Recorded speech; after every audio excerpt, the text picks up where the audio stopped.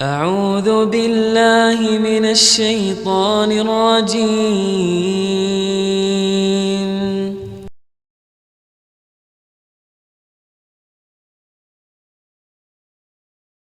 میرے پاس جو بچہ بولنے والا نہیں آتا نا، جو نہیں بولتا،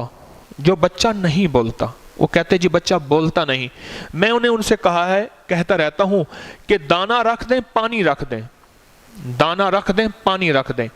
اور پرندے آئیں گے، دانہ کھائیں گے، پانی پئیں گے۔ وہ جھوٹا پانی پرندوں کا، چڑیا حلال ہے نا،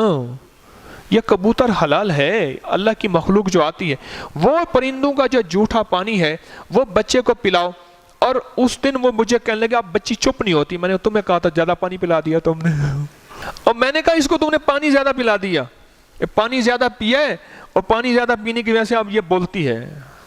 میں نے کئی بچے جو نہیں بولتے تھے ان کو پرندوں کا جھوٹا پلایا ہے، وہ بولنا شروع ہو گیا۔